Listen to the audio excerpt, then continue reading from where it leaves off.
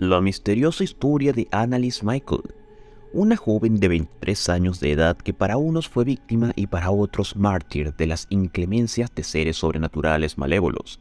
Antes de seguir, no olvides dejar tu like y suscribirte, con esto apoyas a que sigamos trayendo contenido para ti. Nacida el 21 de septiembre de 1952 en la región de la Baviera, Alemania Occidental, Annalise Michael era una joven común y corriente que creció en el seno de una familia católica. A diferencia de otras mujeres de su edad, su libertad y autonomía se vieron limitadas por los rígidos preceptos religiosos bajo los que fue educada, especialmente por parte de su madre. Desde dormir desnuda en un piso de piedra para expiar los pecados de los drogadictos hasta asistir a misa 2 veces por semana, Annalise era una tierna y complaciente joven a la que los sueños no le faltaban y las ansias de convertir al mundo en un lugar mejor tampoco. Sus primeros años de vida transcurrieron en una aparente normalidad, hasta que en 1968 su tranquilidad se vio quebrantada con un alarmante e incontrolable estado de salud que la atormentaría hasta el final de sus días, allá en el año 1976. El colegio sería el primer lugar en el que esta enfermedad empezaría a poner al descubierto sus extraños comportamientos.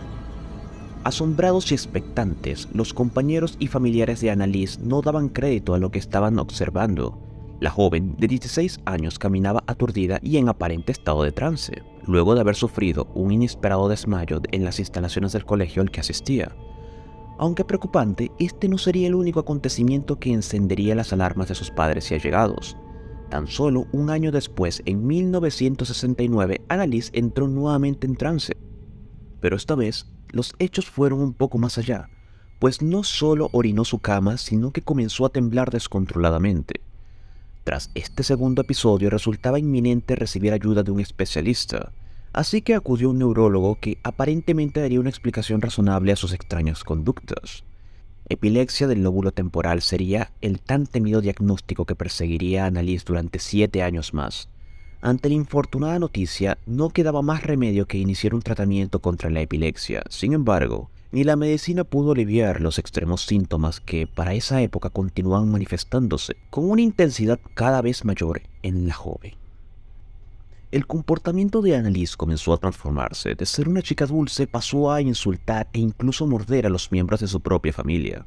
Con una preocupación desbordante de sus padres a sus espaldas, Michael fue internada en el hospital psiquiátrico de Würzburg, con la esperanza de que la ciencia pudiese encontrar una cura para su intolerable sufrimiento, pues además de alterar su personalidad, le impedía seguir asistiendo a la universidad en la que se formaba como pedagoga. Para cuando le dieron de alta, la situación era aún peor. Crucifijos, imágenes religiosas y rosarios, Annalise despedazaba todo símbolo y objeto creyente que se atravesara en su camino. A esta inusual conducta se le sumó la aparición de voces que le gritaban que se suicidara. Sin embargo, aunque tenebrosa, la cosa no quedó allí. Como si fuera poco, la protagonista de esta tétrica historia era capaz de gritar sin parar durante días. En su estómago, unos cuantos insectos, su propia orina e incluso la cabeza de un pájaro muerto hacían digestión y se mezclaban con la pequeña cantidad de comida que sus voces le permitían ingerir. Ante la ausencia de una explicación razonable a sus extraños comportamientos, la teoría de que Annalise estaba siendo poseída por seres sobrenaturales malignos comenzó a hacer eco entre sus familiares, quienes no dudaron en dejar a su hija en manos de la iglesia. Annalise era una chica amable, cariñosa, dulce y obediente, pero cuando estaba poseída era algo antinatural, algo que no se podía explicar. Los padres de Annalise se vieron obligados a buscar en la religión lo que por años la ciencia no pudo otorgarles: una cura para la denigrante, insoportable y horripilante situación de su hija, a quien un cúmulo de pensamientos intrusivos, demonios y acciones violentas le iban, poco a poco, quitando la fuerza y vitalidad y hasta la lucidez que la caracterizaban. Tras 3 peticiones fallidas de los Michael, en las que la iglesia les negaba la realización de un exorcismo para su hija, en 1975 el obispo de Würzburg hizo caso a sus plegarias y finalmente aprobó la controvertida práctica espiritual. Lo que vendría para Annalise en los meses siguientes sería aparentemente peor que lo que había vivido con su enfermedad diagnosticada. La asignación del padre Arnold Renz y el pastor Ernst Alt para que se hicieran cargo del ritual antecedió toda una ola de acontecimientos paranormales que la producción dirigida por Scott Derrickson y protagonizada por Jennifer Carpenter se encargaría de llevar a la ficción de una manera muy detallada. Los religiosos comenzaron a tener sesiones por semana con una duración de hasta 4 horas que posteriormente se convirtieron en 9 largos y agonizantes meses. Los descubrimientos arrojaron que Annalise estaba siendo poseída por al menos 5 demonios: Lucifer, Judas Iscariote, Nerón, Caín y Adolf Hitler. Durante las sesiones, la joven alemana era encadenada a una pared debido a que adquiría una fuerza sobrehumana que solamente podría ser contenida por 3 grandes hombres. Sin beber, comer, dormir, Annalise pasaría gran parte de su temprana adultez combatiendo a seres que supuestamente amenazaban su integridad y de las que los rodeaban, conforme al medio, el universo. En una ocasión, incluso habría roto sus rodillas por las 600 genuflexiones que realizó obsesivamente durante uno de los exorcismos. Además, Annalise aparentemente solía hablar de morir para expiar a los jóvenes descarriados de la época y a los sacerdotes apóstatas de la iglesia moderna. Decenas de cintas almacenan más de 42 horas de los rituales religiosos en los que, al parecer, frente a familiares y amigos, la joven habría mostrado características físicas y sobrenaturales y talentos ocultos cuya explicación aún no se ha logrado descifrar. No en vano, el caso de Annalise Michael es considerado uno de los exorcismos más documentados en la historia y también uno de los más terroríficos, según varios medios internacionales. El último exorcismo se llevó a cabo el 30 de junio de 1976, según la revista Astrolabio.